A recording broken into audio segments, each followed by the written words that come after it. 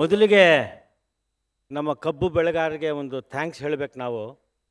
ಜಗತ್ತಿಗೆ ಸಿಹಿ ಕೊಟ್ಟು ತಾವು ಕಹಿ ತಿಂತಾ ಇದ್ದಾರೆ ಅವರು. ಭಾಳ ಬೇಜಾರಾಗುತ್ತೆ ಈ ಮಾತು ಹೇಳೋದಕ್ಕೆ. ಇಡೀ ಜಗತ್ತಿಗೆ ಸಿಹಿ ಕೊಡ್ತಾ ಇದ್ದೀರಿ, ನಿಮ್ಮ ಬಾಳಲ್ಲಿ ಕಹಿ ಯಾಕೆ? ಯೋಚನೆ ಮಾಡಬೇಕಾಗಿರೋ ವಿಚಾರ. ಆಮೇಲೆ ಇದಕ್ಕೆ ಮುಂಚೆ ಮಾತಾಡಿದಂಥ ನನ್ನ ಮೂರು ಗುರುಗಳು, ಮೂರು ಜನ ಭಾಳ ಚೆನ್ನಾಗಿ ಹೇಳಿದ್ರು ಮಣ್ಣು ಅಂತ. ಮಣ್ಣಿನ ಬಗ್ಗೆ, ಮಣ್ಣ ಬಿಟ್ಟವರಿಗೆ ಆಧಾರವಿಲ್ಲ, ಅಣ್ಣಗಳಿರ ಕೇಳಿರಯ್ಯ ಅಂಥೇಳಿ ಪುರಂದರದಾಸರು ಹೇಳಿದ್ದಾರೆ. ಯಾವುದೇ ಬೆಳೆ ಬೆಳಿಬೇಕಾದರೂ ಆ ಮಣ್ಣಲ್ಲಿ ಮೂರು ಆಯಾಮಗಳಿರಬೇಕು, ಅಂಶಗಳಿರಬೇಕು. ಅದು ಒಂದು ಸಾವಯವ ಅಂಶ, ಒಂದು ತೇವಾಂಶ, ಒಂದು ಜೀವಾಂಶ ಅಂತ ಅವರು ಹೇಳಿದ್ದಾರೆ. ಹೌದಲ್ಲ ಸರ? ಇನ್ನು ಮೂರನೇದಾಗಿ ಮಣ್ಣಿನ ಪರೀಕ್ಷೆ ಮಾಡಬೇಕು ಅಂತಂದಾಗ ನನಗೊಂದು ಪ್ರಶ್ನೆ. ಮಣ್ಣಿನ ಪರೀಕ್ಷೆ ಮಾಡೋದಕ್ಕೆ ಎಲ್ಲ ವ್ಯವಸ್ಥೆಗಳಿದೆ, ಆದರೆ ರೈತರು ಹೋಗ್ತಾ ಇಲ್ಲ. ಹಾಗಾದರೆ ರೈತರು ತಮ್ಮ ಮಣ್ಣುಗಳನ್ನು ಪರೀಕ್ಷೆ ಮಾಡೋದಕ್ಕೆ ಇಲಾಖೆನೇ ಹಳ್ಳಿಗೆ ಹೋಗಿ ಏನಾದ್ರು ಒಂದು ವ್ಯವಸ್ಥೆ ಮಾಡ್ಬೋದಾ? ಮೊಬೈಲ್ ಟೆಸ್ಟಿಂಗ್ ಇದು ಒಂದು. ಎರಡನೇದು ಬಹಳ ಮುಖ್ಯವಾಗಿ, ಮಣ್ಣು ಪರೀಕ್ಷೆ ಅಂದರೆ ಕೇವಲ ಆ ಮಣ್ಣಲ್ಲಿರೋ ಸಾರಜನಕ, ರಂಜಕ, ಪೊಟ್ಯಾಶು ಅದು ಇದು ಮಾತ್ರನಾ? ಅಥವಾ ಆ ಮಣ್ಣಲ್ಲಿ ಪರೀಕ್ಷೆ ಮಾಡಬೇಕಾಗಿರೋ ಅಥವಾ ಪರಿಶೀಲನೆ ಮಾಡಬೇಕಾಗಿರೋ ಅಂಶಗಳೇ ಇಲ್ವಾ? ಮಣ್ಣಿನ ಬಣ್ಣ, ಮಣ್ಣಿನ ವಾಸನೆ, ಮಣ್ಣಲ್ಲಿರೋಂಥ ಕಸ ಕಡ್ಡಿ, ಮಣ್ಣನ್ನು ಕೈನಲ್ಲಿ ತೆಗೆದುಕೊಂಡು ಮೇಲಿಂದ ಕೆಳಗಡೆ ಹಾಕಿದಾಗ ಅದು ಹಾಗೆ ಉದುರುತ್ತೋ ಅಥವಾ ಧೂಳಾಗುತ್ತೋ? ಆ ಮಣ್ಣಲ್ಲಿ ಜೀವಿಗಳಿದೆಯಾ? ಮಳೆ ಬಂದರೆ ಮಣ್ಣು ಒಳಗೆ ನೀರು ಹೋಗೋದಕ್ಕೆ ರಂಧ್ರಗಳೇನಾದ್ರು ಇದೆಯಾ? ಮಣ್ಣು ಜಮೀನಲ್ಲಿದ್ದಾಗ ಮೇಲ್ಗಡೆ ಒಂದು ಥರ ಕೆನೆ ಪದರ ಕಟ್ಕೊಳ್ತದೆ, ಕ್ರಸ್ಟ್ ಅಂತ ಹೇಳ್ತಾರೆ. ಹೌದಲ್ಲ ಸರ? ಅದು ಕೆನೆ ಪದರ ಅಂತ ಹೇಳ್ತಾರೆ. ಕೆನೆ ಪದರ ನಿಮ್ಮ ಹೊಲದಲ್ಲಿ ಬಂತು ಅಂತಂದರೆ ನಿಮ್ಮ ಇಳುವರಿ ಕಡಿಮೆ ಆಗೋದು, ಮಣ್ಣಿನ ಒಂದು ಸ್ಥಿತಿ ಹಾಳಾಗೋಗ್ತಾರೋ ಮೊದಲನೇ ಸೂಚನೆ. ಸೊ ಈ ಇಂಡಿಕೇಟರ್ಸ್ ಅಂತ, ಈ ಸೂಚನೆಗಳನ್ನು ನಾವು ಹೊಲದಲ್ಲಿ ಹೋಗಿ ನೋಡೇ ಇಲ್ವಾ? ಮಣ್ಣು ಪರೀಕ್ಷೆ ಅಂತಂದರೆ ಇವೆಲ್ಲವೂ ಸೇರಿದೆ. ಬರೀ ರಾಸಾಯನಿಕ ಒಂದರೆ ಅಲ್ಲ, ಅದರಲ್ಲಿ ಮಣ್ಣಿನ ಭೌತಿಕ ಸ್ಥಿತಿ, ಅದರ ಬಣ್ಣ, ಅದರ ವಾಸನೆ, ನೀರು ಹಿಡ್ಕೊಳ್ಳೋದು ಎಲ್ಲ. ಜೊತೆಗೆ ನಮ್ಮ ಗುರುಗಳು ಹೇಳ್ದಂಗೆ ಈಗ ಮಣ್ಣಲ್ಲಿ ಜೀವಿಗಳಿರಬೇಕು ಅಂತ. ಸೊ ಕಬ್ಬು ಬೆಳಿಬೇಕಾದ್ರೆ ನಾನು ಮೊದಲು ರೈತರನ್ನ ಕೇಳ್ಕೊಳ್ಳೋದು, ಕಬ್ಬು ಬೆಳೆಸೋಣ, ಜಗತ್ತಿಗೆ ಸಿಹಿ ಮಾಡಿಸೋಣ, ಅದಕ್ಕೆ ಮುಂಚೆ ನಮ್ಮ ಮಣ್ಣನ್ನು ಬೆಳೆಸ್ಕೊಳ್ಳೋಣ. ಬೆಳೆ ಬೆಳೆಯೋದಕ್ಕೆ ಮೂಲವಾಗಿ ಬೇಕಾಗಿರುವಂಥದ್ದು ಮಣ್ಣು. ನಾವು ಮಣ್ಣು ಮೇಲೆ ಬೆಳೆದಿರೋ ಗಿಡ ಮಾತ್ರ ನೋಡ್ತಾ ಇದ್ದೀವಿ ಹೊರತು ಅದನ್ನು ಬೆಳೆಸ್ತಾ ಇರೋಂಥ ಮೂಲ ಬೇಸ್ ಆಧಾರ ಏನಿದೆ ಮಣ್ಣನ್ನು ನೋಡ್ತಾ ಇಲ್ಲ. ಈಗ ಬೆಳೆಗಳ ವಿಚಾರದ ಬಗ್ಗೆ ನೋಡಿದ್ರೆ ನಿಮಗೆ ಪೋಷಕಾಂಶಗಳ ಅವಶ್ಯಕತೆ ಬೇಕು ಅಂಥೇಳಿ ನಾವೆಲ್ಲ ಅಂತ. ಒಂದು ನಿಮಿಷ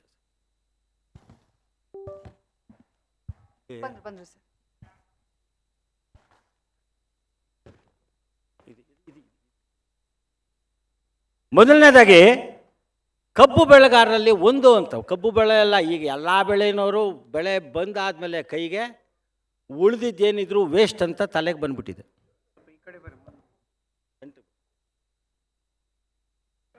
ಅನಂತವ್ರಿಗೆ ಹೇಳಿದೆ, ಇದ್ರದ್ದು ಪೋಸ್ಟ್ ಕಳಿಸಿದ್ದೆ ಅವರಿಗೆ. ಸಾಧ್ಯ ಆದರೆ ಇದ್ರದ್ದು ಕಳಿಸಿದ್ದೆ. ಓಕೆ, ಸ್ಕ್ರೀನ್ನಲ್ಲೇ ಬರ್ಬೋದಾ ಅಂತ. ಅನಂತ್ ಸರ್, ಓಕೆ ಬಿಡಿ. ಸೊ ಮೊದಲನೇದಾಗಿ ನಾವು ಮಾಡ್ತಾ ಇರೋಂಥದ್ದು ಮೊದಲ ಇದು ಅಂದರೆ ಬರೀ ಕಬ್ಬು ಬೆಳೆಗಾರರಲ್ಲ, ಭತ್ತ ಬೆಳೆಯೋರು ಅಷ್ಟೇ, ಗೋಧಿ ಬೆಳೆಯೋರು ಅಷ್ಟೇ. ಹೌದಲ್ಲ ಸರ? ಎಲ್ಲ ಕಡೆ ಈ ರವದಿ ಅಂತೀವಿ, ನಿಮ್ಮ ಕಡೆ ಕಬ್ಬಿನಿಗೆ ರವದಿ ಅಂತಾರೆ, ಹುಲ್ಲು ಅಂತಾರೆ, ತ್ಯಾಜ್ಯ ಅಂತಾರೆ, ಶುಗರ್ ಕೇನ್ ಥ್ರಾಶ್, ಅದನ್ನು ಸುಡೋಂಥ ಪ್ರವೃತ್ತಿ ಇದೆ. ಹೌದಲ್ಲ ಸರ? ಇದೆ ಅಲ್ಲ ಸುರೇಶ್? ಎಸ್ ಎಸ್ ಎಸ್ ಬೆಳಗ್ಗೆ ಸರ್. ಓಕೆ. ಸೊ ಈ ರವದಿ ಸುಡೋದ್ರಿಂದ ನಮಗೆ ಆಗುವಂಥ ಅನಾಹುತಗಳು ಸುಮಾರು. ನಾವೇನೋ ಒಂದು ಕಡೆ ಎಲ್ಲ ಗುಡಿಸ್ಬಿಟ್ಟು ಸೇರಿಸ್ಬಿಟ್ಟು ಬೆಂಕಿ ಗೀರ್ಬಿಟ್ರೆ ಅರ್ಧ ಮುಕ್ಕಾಲು ಗಂಟೆನಲ್ಲಿ ಉರಿದು ಭಸ್ಮ ಆಗೋಗ್ಬಿಡುತ್ತೆ, ನಿಜ. ಆದರೆ ಆ ರವದಿನಲ್ಲಿ ಏನೇನಿದೆ ಅನ್ನೋದೇ ನಮಗೆ ಗೊತ್ತಾಗಲಿಲ್ವಲ್ಲ. ಮೊದಲನೇದಾಗಿ ಕಬ್ಬು ಯಾವ ರೀತಿ ಮಣ್ಣಲ್ಲಿ ಮಣ್ಣನ್ನು ತಿಂದು ಸಿಹಿ ಕೊಡುವಂಥದ್ದು ಕಬ್ಬು, ರಾಜ ಬೆಳೆ. ಇಡೀ ಜಗತ್ತಿನಲ್ಲಿ ಕಬ್ಬಿಗೆ ರಾಜ ಬೆಳೆ ಅಂತ. ಅದಕ್ಕೇ ಇಡೀ ವರ್ಷ ಪೂರ್ತಿ ಇರುತ್ತೆ ಹೊಲದಲ್ಲಿ. ಹೌದಲ್ಲ ಸರ್? ವರ್ಷ ಪೂರ್ತಿ ಇರುವಂಥದ್ದು. ಅದು ಎಲ್ಲ ಕಾಲಮಾನವನ್ನು ನೋಡಿದೆ. ಬೇಸಿಗೆ ಕಾಲ ನೋಡಿದೆ, ಹೌದಲ್ಲ ಸರ್? ಮಳೆಗಾಲ ನೋಡಿದೆ, ಚಳಿಗಾಲ ನೋಡಿದೆ, ಎಲ್ಲದಕ್ಕೂ ಒಗ್ಗೊಂಡು ಬೆಳೆಯುವಂಥದ್ದು ಅದು. ಹಾಗಾಗಿ ಅವ್ರು ಹೇಳ್ದಂಗೆ ಮಣ್ಣಲ್ಲಿರೋ ಸಾರಾಂಶನ ಸಾಕಷ್ಟು ಹೀರುತ್ತೆ, ಸಾಕಷ್ಟು ನೀರು ಬೇಕದಕ್ಕೆ. ಒಂದು ಸತಿ ಕಬ್ಬು ಬೆಳೆದಾದ ಮೇಲೆ ಆ ಮಣ್ಣಲ್ಲಿರೋ ಸಾರಾಂಶ, ನೀರಿನ ಕೊರತೆ ಕಂಡು ಬರ್ತದೆ, ಮಣ್ಣು ಸ್ವಲ್ಪ ಬಡವಾಗ್ತದೆ. ಹಾಗಾಗಿ ಮುಂದಿನ ಸತಿಯ ಮತ್ತೆ ಕಬ್ಬು ಬೆಳಿಬೇಕು ಅಂದಾಗ ಆ ಮಣ್ಣಿಗೆ ಸ್ವಲ್ಪ ತಾಕತ್ತು ತುಂಬಬೇಕಲ್ವ. ಒಂದು ಹೆಣ್ಣು ತಾನು ಒಂದು ಮಗುವಿಗೆ ಜನ್ಮ ಕೊಟ್ಟ ಮೇಲೆ ಆಕೆಯಲ್ಲಿ ಇರೋ ಶಕ್ತಿಯೆಲ್ಲ ಹೊರಟೋಗಿರುತ್ತೆ ಪಾಪ. ಆಕೆ ಮತ್ತೊಂದು ಮಗುವಿಗೆ ಜನ್ಮ ಕೊಡಬೇಕು ಅಂತಂದರೆ ಅಂತರ ಇರಬೇಕು, ಅದ್ರ ಜೊತೆಗೆ ಆಕೆಗೆ ಶಕ್ತಿ ಮರುಕಳಿಸ್ಬೇಕು, ಆ ರೀತಿ ಆಹಾರ ಕೊಡಬೇಕು ಆಕೆಗೆ. ಕಬ್ಬು ಹಾಗೇನೆ, ಮಣ್ಣು ಹಾಗೇನೆ. ಆದರೆ ಆ ಶಕ್ತಿ ಕೊಡೋವಂಥದ್ರಲ್ಲಿ ಪ್ರಕೃತಿನೇ ಕಬ್ಬನ್ನು ಕೊಟ್ಟುಬಿಟ್ಟಿದೆ. ಆ ಕಬ್ಬನ್ನು ನೀವು ಸಿಹಿ ತೆಗೆದ ಮೇಲೆ ಅಥವಾ ಕಬ್ಬಿನ ರವದಿ ಅಂತ ಎಂದು ಬರುತ್ತೆ, ಅದರಲ್ಲೇ ಮಣ್ಣಲ್ಲಿ ಇರೋ ಪೋಷಕಾಂಶಗಳು ಸೇರಿದ್ದಾವೆ. ಆದರೆ ನಾವೇನು ಮಾಡ್ತಾ ಇದ್ದೀವಿ, ಅದನ್ನು ಗಮನ ಕೊಡ್ತೀರಾ, ಅದನ್ನು ಬೆಂಕಿ ಹಾಕಿ ಸುಡ್ತಾ ಇದ್ದೀವಿ. ಸೊ ನನ್ನ ಮನೆ ಹಿತ್ತಲಿನಲ್ಲಿ ಬಂಗಾರದಂಥ ಈ ರವದಿ ಇದ್ದು ಜಗದಲ್ಲ ತಿರುಗಿ ನಾನು ರಸಗೊಬ್ಬರ ಕೇಳ್ಕೊಂಡು ಹೋಗ್ತಾ ಇದ್ದೀನಿ. ನಮ್ಮ ಸ್ಥಿತಿ. ಎರಡನೇದಾಗಿ ಕಬ್ಬಿನ ರವದಿ ಹೊಲದ ಮೇಲೆ ಹಾಕಿದಾಗ, ಮಣ್ಣಿನ ಮೇಲೆ ಹಾಕಿದಾಗ ಎಷ್ಟು ಅದ್ಭುತ ಪ್ರಯೋಜನಗಳು ಅಂದರೆ, ಮೊದಲನೇದಾಗಿ ಆ ಮಣ್ಣಿಗೆ ನೇರ ಬಿಸಿಲಿನಿಂದ, ಬೀಸೋ ಗಾಳಿಯಿಂದ ಅಥವಾ ಸೂರ್ಯೋ ಮಳೆಯಿಂದ ರಕ್ಷಣೆ ಸಿಗುತ್ತೆ. ಎರಡನೇದಾಗಿ ಆ ಒಂದು ರವದಿ ನಾವು ಮೇಲೆ ಹಾಕಿದಾಗ ಕೆಲವು ಪಕ್ಷಿಗಳು ಖಂಡಾಂತರ ಹಾರ್ಕೊಂಡು ಹೋಗ್ತಾ ಇರ್ತವೆ. ಈ ಒಂದು ಪ್ರದೇಶದಿಂದ ಆ ಪ್ರದೇಶಕ್ಕೆ ಹೋಗ್ಬೇಕಾದ್ರೆ ಮಧ್ಯದಲ್ಲಿ ನಮ್ಮ ಬೆಣಗಿಯವರ ಜಮೀನಿದೆ, ಮಾಡ್ತಾ ಇದೀನಿ, ಇಲ್ಲೇ ಹಾಕಿದೀವಿ ಸರ್, ಬ್ಯಾಕ್ ಗ್ರೌಂಡ್ ಅಲ್ಲಿ ಹಾಕಿದೀವಿ. ಇಲ್ಲಿದೆಯಮ್ಮ Dilip please. Okay, thank you thank you Dilip sir. Please continue sir. ತಟ್ಬಿಡಿ ಅವರಿಗೆ ಥ್ಯಾಂಕ್ಸ್ಗೆ ಸರ್, ಪ್ಲೀಸ್ ಕಂಟಿನ್ಯೂ ಸರ್. ಆ ರವದಿ ಹಾಕಿದಾಗ ಏನಾಗುತ್ತೆ, ಕೆಲವು ಪಕ್ಷಿಗಳು ಖಂಡಾಂತರವಾಗಿ ಹೋಗ್ತವೆ. ಅರೇ ಇದು ಅಂತಲ್ಲ, ನಮ್ಮ ಪಕ್ಕದ ರಾಜ್ಯದಲ್ಲಿರೋ ಪಕ್ಷಿಗಳು ನಮ್ಮ ರಾಜ್ಯಕ್ಕೂ ಬರ್ತವೆ, ಹಿಂಗೆಲ್ಲ ಇರ್ತವಲ್ಲ, ಅವು ಪಾಸ್ ಆಗಬೇಕಾದ್ರೆ ಯಾರೋ ರೈತರು ಭಾಳ ಖುಷಿನಪ್ಪ ರವದಿ ಹಾಕಿದ್ದಾರೆ ಅಂಥೇಳಿ ಕೆಳಗಡೆ ಇಳಿತವೆ, ವಿಶ್ರಮಿಸ್ಕೊಳ್ತಾರೆ. ಆ ರವದಿನಲ್ಲೇ ಸೃಷ್ಟಿಯಾಗೋ ಕೆಲವು ಜೀವಿಗಳಿರ್ತವೆ, ಸಣ್ಣ ಪುಟ್ಟ ಕ್ರಿಮಿಗಳನ್ನು ತಿಂತವೆ, ಅಲ್ಲೇ ಹಿಕ್ಕೆ ಹಾಕ್ತವೆ, ಮಣ್ಣನ್ನು ಪಕ್ಕಾ ಮಾಡಿಕೊಂಡು ತಾವು ಹೋಗ್ತವೆ. ಈ ಒಂದು ರವದಿನಲ್ಲಿ ಯಾವ ರೀತಿಯಲ್ಲಿ ನಾವು ಸುಟ್ಟರೆ ಏನಾಗುತ್ತೆ ಅಂದರೆ, ವಾಯು ಮಾಲಿನ್ಯ ಜೊತೆಗೇನೆ ಮೇಲ್ಮಣ್ಣು, ಯಾಕೆಂದರೆ ಆ ಮಣ್ಣಿನ ಮೇಲ್ಭಾಗದಲ್ಲಿ ಮೇಲ್ಪದರ ಇದೆಯಲ್ಲ, ಇಡೀ ನಮ್ಮ ಸಾವಯವ ಅಂಶಗಳೆಲ್ಲ ಬೇಕಾಗಿರುವಂಥದ್ದು ಆ ಪದರದಲ್ಲೇ ಅವು ಸುಟ್ಟೋಗ್ಬಿಡ್ತವೆ, ಮೇಲ್ಮಣ್ಣು ನಾಶ ಆಗುತ್ತೆ. ಅವರು ಭಾಳ ಚೆನ್ನಾಗಿ ಹೇಳಿದ್ರು, ಮಳೆ ಬಂದಾಗ ನೀರು ಹರ್ಕೊಂಡು ಹೋಗೋದನ್ನು ನೋಡಿದ್ದೀವಿ, ಎಷ್ಟು ಚೆನ್ನಾಗಿದೆ ಅಂತೀವಿ. ಆದರೆ ಆ ನೀರು ಜೊತೆ ಮಣ್ಣಲ್ಲಿರೋ ಸಾರಾಂಶ, ತೇವಾಂಶ, ಜೀವಾಂಶನೂ ಹೋಗ್ತಾ ಇದೆ ಅನ್ನೋದು ಗೊತ್ತಿಲ್ಲ. ಎರಡನೇದಾಗಿ ಮಣ್ಣು ಸವೆತದ ಆರಂಭ. ಯಾವಾಗ ಕಬ್ಬಿನ ಇಳುವರಿ ಕಡಿಮೆ ಆಗ್ತಾ ಇದೆ, 40 ಟನ್ ಕೊಡ್ತಾ ಇತ್ತು, ಇವಾಗ 30 ಟನ್ ಇಳಿದಿದೆ ಅಂದರೆ ನಾವು ಬೀಜ ನೋಡ್ತೀವಿ ಅಥವಾ ಬೇರೆ ಬೆಳೆ ಮೇಲೆ ನೋಡ್ತೀವಿ. ಆದರೆ ಮೂಲವಾಗಿ ಸಮಸ್ಯೆ ಇರೋದು ಮಣ್ಣಲ್ಲಿ ದೋಷ ಇರೋದಕ್ಕೇ ಇಳುವರಿಯ ಮೊದಲ ಸೂಚನೆ. ಅದು ಇಳುವರಿನಲ್ಲಿ ಕಡಿಮೆ ಆಗೋದು ಮೊದಲ ಸೂಚನೆ. ಎರಡನೇದಾಗಿ ನಷ್ಟ ಆಗುವಂಥ ಮಣ್ಣಲ್ಲಿರೋ ಪೋಷಕಾಂಶಗಳು, ರವದಿ ಬೆಂದೋಗೋದು, ಇಂಥವೆಲ್ಲ ಬರ್ತವೆ. ಇಲ್ಲಿ ಅದನ್ನು ಬಳಸ್ಕೊಳ್ಳೋದು ಹೇಗೆ ಅಂತ ನಾವು ಇವಾಗ ಎಷ್ಟೆಲ್ಲ ಇದೆ, ತಂತ್ರಜ್ಞಾನ ಟೆಕ್ನಾಲಜಿ ಬಂದಿದೆ. ಕೃಷಿ ಇಲಾಖೆನವರು ಅದ್ಭುತವಾದಂಥ ಕೆಲಸ ಮಾಡ್ತಾಯಿದ್ದಾರೆ, KVKನವರು ಅದ್ಭುತವಾದ ಕೆಲಸ ಮಾಡ್ತಾಯಿದ್ದಾರೆ. ಆ ಬಯೋಡೈಜೆಸ್ಟರ್ ಕೊಡ್ತಾ ಇದ್ದೀರಿ ಸರ್? ಏನಿಲ್ಲ, ರವದಿನ ನೀರಲ್ಲಿ ಅದ್ದುಬಿಟ್ರೆ ನಿಮಗೆ ಅರ್ಧ ಸಮಸ್ಯೆ ಬಗೆಹರಿದಂಗೆ. ಯಾಕೆಂದರೆ ನೀರಲ್ಲಿ ಅದ್ದ ತಕ್ಷಣ ರವದಿ ಯಾವಾಗ ಸ್ವಲ್ಪ ಮೃದು ಅಥವಾ ಮೆದು ಆಗುತ್ತೋ ಅದನ್ನು ತಿಂದು ಬದುಕುವಂಥ ಬ್ಯಾಕ್ಟೀರಿಯಾಗಳು, ಬೇರೆ ಬೇರೆ ಜೀವಿಗಳು ಬರ್ತವೆ. ಮಣ್ಣು ಮೇಲೆ ಹಾಗೆ ಕೊಳೆತು ಕ್ರಮೇಣ ಅದೇ ಗೊಬ್ಬರ ಆಗೋಗ್ಬಿಡುತ್ತೆ. ಇಲ್ಲಪ್ಪ ಸ್ವಲ್ಪ ಸಗಣಿ ಬಗಡ ಏನಾದ್ರು ಸಿಗ್ತಾ, ದನ ಆಕಳದ ಏನಾದ್ರು ಸಿಗ್ತಾ, ಹುಲ್ಲು ತಿನ್ನುವಂಥ ಯಾವುದೇ ಪ್ರಾಣಿ ಆಗಿರ್ಬೋದು ಅದರ ಸಗಣಿ, ಹಾಗಂದ ತಕ್ಷಣ ಬರೀ ಹಸುನೇ ಆಗಿರಬೇಕು, ಆ ಹಸು ಕಿವಿ ಬೆಳ್ಳಿಗೆ ಇರಬೇಕು ಅಂತೆಲ್ಲ ಹುಡ್ಕೊಂಡು ಹೋಗೋಕ್ಕೆ ಹೋಗಬೇಡಿ. ಅವೆಲ್ಲ ಇದೆ ನಮ್ಮಲ್ಲಿ, ಆಯಿತಾ? ಜೀವಾಮೃತ ಅಂತ ಏನಾರು ಮಾಡಿದ್ರೆ ಎಡದಿಂದ ಬಲಕ್ಕೆ ತಿರುಗಬೇಕು, ಬಲದಿಂದ ತಿರುಗಿಸಬಾರ್ದು ಅಂತ ಯಾರು ಹೇಳಿದ್ದು? ಇವೆಲ್ಲ ಇಲ್ಲ, ಒಟ್ಟಲ್ಲಿ ತಿರುಗಬೇಕಷ್ಟೇ ಅದು. ಸೊ ಹಾಗಾಗಿ ಅಂಥದ್ದೆಲ್ಲ ನಮ್ಮಲ್ಲೇ ಇದೆ. ಆ ರವದಿ ಮೇಲ್ಗಡೆ ಆ ಸಗಣಿ ಬಗಡನ ಹಾಕಿದ್ರೆ ಅದಲ್ಲೇ ಕೊಳೆಯುತ್ತೆ. ಬಯೋಡೈಜೆಸ್ಟರ್ ಅಂತ ಅದ್ಭುತವಾದಂಥದ್ದು ಅವರು ತಂದಿದ್ದಾರೆ ಟೆಕ್ನಾಲಜಿ. ಆ ಒಂದು ದ್ರವ ಹಾಕಿದ್ರೆ ಅದು ಕೂಡ ಬೇಗ ಕೆಲಸ ಮಾಡುತ್ತೆ. ಆಮೇಲೆ ಮಣ್ಣಲ್ಲಿ ಯಾವಾಗ ಅದು ಕೊರೆಯಿತೋ ಮಣ್ಣಲ್ಲಿರೋ ಜೀವಿಗಳಿಗೆ ಅದೇ ಆಹಾರ. ಮಣ್ಣಲ್ಲಿರೋ ಜೀವಿಗಳಿಗೆ ಅದೇ ಆಹಾರ ಆಗಿರೋದ್ರಿಂದ ನಿಮ್ಮ ಮಣ್ಣು ನಿಧಾನಕ್ಕೆ ತನ್ನ ರಚನೆ, ತನ್ನ ಬಣ್ಣ, ತನ್ನ ರೂಪನ ಸುಧಾರಿಸ್ಕೊಳ್ಳೋಕೆ ಬರ್ತದೆ. ನಿಮ್ಮಂಥ ರೈತರು ನನಗೆ ಹೇಳ್ಕೊಟ್ಟಿದ್ದೇನು ಅಂದರೆ, ಹೊಲಕ್ಕೆ ಹೋಗಿ ಜಮೀನು ಕೊಂಡ್ಕೊಳ್ಬೇಕು, ನಾನು ಇವ್ರ ಜಮೀನು ಕೊಂಡ್ಕೊಳ್ಬೇಕು ಅಂತ, ನನ್ನ ಜಮೀನು ಇದು, ಇವ್ರು ಕೊಂಡ್ಕೊಳ್ಳೋಕೆ ಬರ್ತಾರೆ ಅಂದರೆ ಸುಮ್ಮನೆ ಕೊಂಡ್ಕೊಳ್ಳಲ್ವಂತೆ. ಜಮೀನು ನೋಡಿಬಿಟ್ಟು ತನ್ನ ಹೆಗಲಲ್ಲಿ ಮೇಲೆ ಇರುವಂಥದ್ದು ಚೌಕ ಟೌಲಿನ ಬಿಸಾಕ್ಬಿಟ್ಟು ಬಂದುಬಿಡ್ತಾರೆ. ಒಂದು ವಾರ ಆದಮೇಲೆ ವಾಪಸ್ ಹೋದಾಗ ಆ ಚೌಕ ಅಥವಾ ಟೌಲು ಹಾಗೆ ಇದೆಯಾ ಅಥವಾ ಗೆದ್ದಲು ಏನಾದ್ರು ತಿಂದಿದ್ರೆ, ಗೆದ್ದಲು ತಿಂದಿದ್ರೆ ಇದರಲ್ಲಿ ಜೀವ ಇದೆ ತೊಗೊಬೋದು, ಗೆದ್ದಲು ಏನಿಲ್ಲ ನಾನು ಹಾಕ್ದಂಗೆ ಹಂಗೆ ಇದೆ ಅಂದರೆ ಇದ್ರಲ್ಲಿ ಸಾರಾನೇ ಎಲ್ಲ ಬಂದ್ರಪ್ಪ ಹೋಗೋಣ ಅಂತಾರೆ. ಸೊ ಈ ಮಣ್ಣಿನ ವಿಧಾನದಲ್ಲಿ ಬಹಳಷ್ಟು ವಿಚಾರಗಳಿರುವಂಥದ್ದು ಅಂತ. ಅದ್ರ ಜೊತೆಗೇ ನಾನು ಇದನ್ನು ಕೊಟ್ಬಿಟ್ಟು ಹೋಗ್ತೀನಿ ಇಲ್ಲಿ ಅಂತ.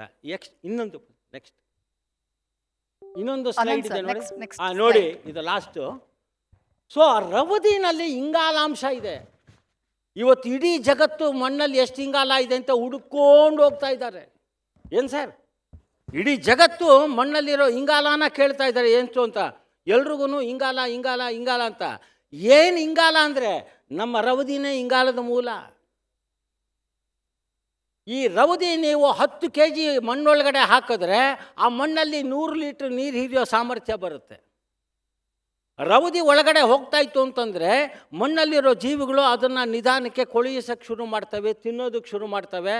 ಒಂದು ಪ್ರಾಣಿ ತಿಂದು ಮಿಗಿಸಿದ್ದನ್ನು ಮತ್ತೊಂದು ಜೀವಿ ಬಂದು ಮಿಗಿಸ್ತದೆ, ಅದರಿಂದ ಮಿಕ್ಕಿರೋದನ್ನು ಮತ್ತೊಂದು ಬಂದು ಕಡೆಗೆ ಫೈನ್ ಟ್ಯೂನಾಗಿ ಅವ್ರು ಹೇಳ್ದಂಗೆ ಹ್ಯೂಮಸ್ ಸೃಷ್ಟಿ ಆಗ್ತದೆ. ಹೌದಲ್ಲ ಸರ? ಸೊ ಹಾಗಾಗಿ ಅಂಥ ಜೀವಿಗಳು ಮಣ್ಣಲ್ಲಿ ಬರಬೇಕು ಅಂದರೆ ಮಣ್ಣಲ್ಲಿ ಇಂಗಾಲಾಂಶ ಇರಬೇಕು. ಮಣ್ಣಿನ ಬಣ್ಣ ಚೆನ್ನಾಗಾಗ್ತದೆ, ಮಣ್ಣಿನ ಫಲವತ್ತತೆ ಜಾಸ್ತಿ ಮಾಡ್ತದೆ. ಇನ್ನು ಮ್ಯಾಂಗನೀಸ್ ಅಂಶ ಇದೆ ಇದರಲ್ಲಿ.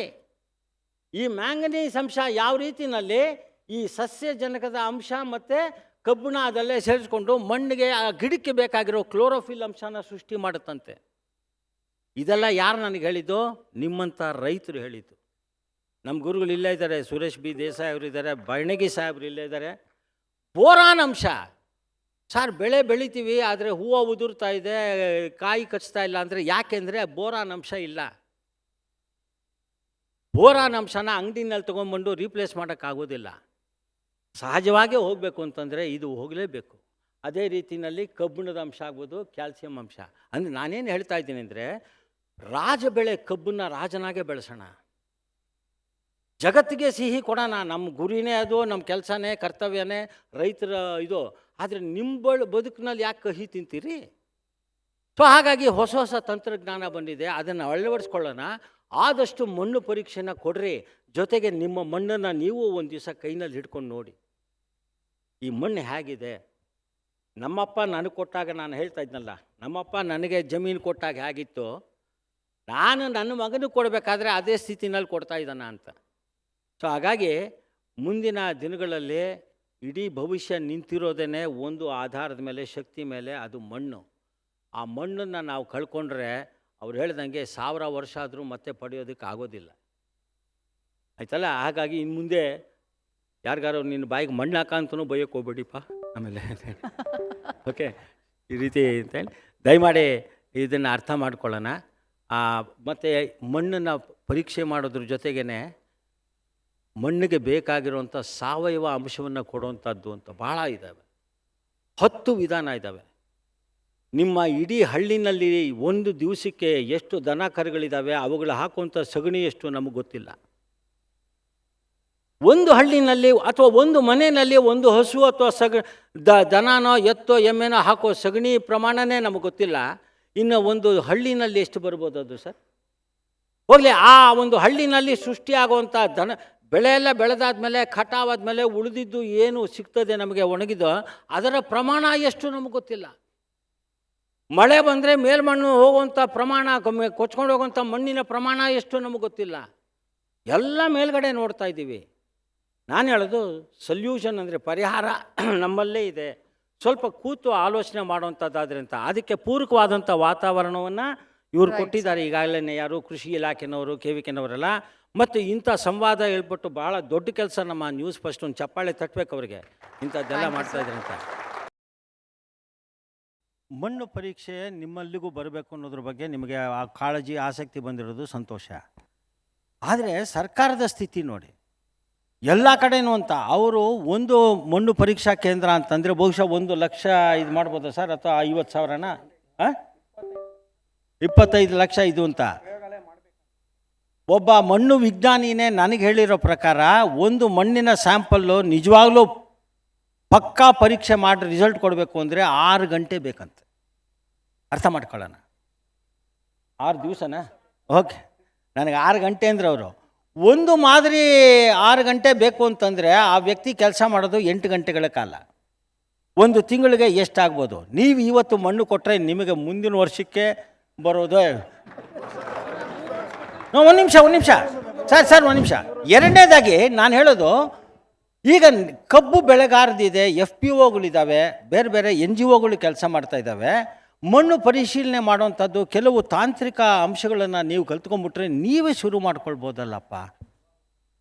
ರೈತರು ಕಬ್ಬು ಬೆಳೆಗಾರದೇ ಒಂದು ಸಂಘಟನೆ ಮಾಡ್ಕೊತಾ ಇದ್ದೀರಿ ನೀವೆಲ್ಲ, ಹೌದಲ್ಲ? ಅದಕ್ಕೆ ಜಾಸ್ತಿ ಖರ್ಚೇನು ಬೀಳೋದಿಲ್ಲ. ಅಥವಾ ನಾವೇ ಮಾಡ್ಕೋತೀವಿ, ಸಪೋರ್ಟ್ ಕೊಡಿ ಅಂತ ಕೇಳೋಣ ಸರ್ಕಾರಕ್ಕೆ. ಸರ್ಕಾರಕ್ಕೆ ಒಪ್ಸೋದಾಗ ಏನಾಗುತ್ತೆ, ಸರ್ಕಾರ ಮೊದಲು ಅದರದ್ದು ಪ್ರಕಟಣೆ ಹೊರಡಿಸ್ಬೇಕು. ಇವಾಗ ನೀವು ಹೇಳ್ತಾ ಇದ್ರಿ ಯಾರೂ ಸಿಬ್ಬಂದಿನೇ ಇಲ್ಲ ಅಂತ ಹೇಳಿದ್ರಲ್ಲ ಸರ್, ಸಿಬ್ಬಂದಿ ಮಣ್ಣಿನ ಬಗ್ಗೆ ಓದೋದಕ್ಕೆ ಸ್ಟೂಡೆಂಟ್ಸೇ ಬರ್ತಾ ಇಲ್ಲ, ಹೌದಾ ಸರ್? ಅರ್ಥ ಮಾಡ್ಕೊಳ್ಳಿ ಯಾವ ಸ್ಥಿತಿನಲ್ಲಿದ್ದೀವಿ, ಎಲ್ಲಿಂದ ತರ್ತಾರೆ ಪಾಪ ಅವರು. ಸೊ ಹಾಗಾಗಿ ಕೆಲವನ್ನ ನಾವು ಮಾಡ್ಕೊಳ್ಳೋಣ, ಭೌತಿಕ ಮತ್ತು ಜೈವಿಕ ವಿಚಾರಗಳ ಬಗ್ಗೆ ನಾವು ಮಾಡೋಣ, ಅಂದರೆ ನಾವೇ ಕಲ್ತ್ಕೊಳ್ಳೋಣ ಅಂತ. ಪ್ರತಿಯೊಬ್ಬ ರೈತ ಸಂಘದಲ್ಲೂ ಒಂದೊಂದು ಮೈಕ್ರೋಸ್ಕೋಪ್ ಇಟ್ಕೊಳ್ಳಿ, ಕಾಂಪೋಸ್ಟ್ ಮಾಡೋದ್ರ ಬಗ್ಗೆ ತಿಳ್ಕೊಳ್ಳಿ, ಮಣ್ಣಿನ ಭೌತಿಕ ಪರೀಕ್ಷೆ ಮಾಡೋದ್ರ ಬಗ್ಗೆ ಅಂತ. ಮತ್ತು ಅದು ಕಿಟ್ಸೇ ಬರುತ್ತೆ, ಮಣ್ಣಲ್ಲಿರೋ ಸಾವಯವ ಇಂಗಾಲ ಎಷ್ಟು ಇದು ಮಾಡೋದು, 1000 ರೂಪಾಯಿ 800 ರೂಪಾಯಿಗೆ ಏನೋ ಒಂದು ಕಿಟ್ ಇದೆ. ಅದು ನಾನು ಬೇಕಾದ್ರೆ ಅದರ ಕಾಂಟ್ಯಾಕ್ಟ್ ನಂಬರ್ ಕೊಡ್ತೀನಿ. ಆಮೇಲೆ ಮಣ್ಣಲ್ಲಿರೋ pH ರಸಸಾರಕ್ಕೆ ಒಂದು ಬ್ಯಾಂಡ್ ಬರುತ್ತೆ, ಹೌದಲ್ಲ ಸರ್? ಅದನ್ನು ನೀವೇ ಮಾಡ್ಕೊಬೋದಲ್ಲ, ಯಾತಕ್ಕೆ ಇನ್ನೊಬ್ಬರನ್ನ ಅವಲಂಬಿಸೋಣ? ಸಾಕು, ಅವ್ರು ಕೊಟ್ಟಿರೋದು ಸಂತೋಷ, ಅವ್ರು ಶಿಫಾರಸು ಮಾಡೋದನ್ನು ಫಾಲೋ ಮಾಡೋಣ. ಹಾಗಾಗಿ ನಾನು ಆದಷ್ಟು ಅವಲಂಬನೆಯನ್ನು ಬಿಟ್ಟು ನಾವು ಹೇಗೆ ಮಾಡ್ಕೊಬೋದು ಅನ್ನೋದ್ರ ಬಗ್ಗೆ ತಿಳ್ಕೊಂಡ್ರೆ ಸ್ವಲ್ಪ ನಮಗೆ ಒಳ್ಳೆ ದಿನ ಬರ್ಬೋದು ಅಂತ ಅಂದ್ಕೊಳ್ಳುತ್ತೆ.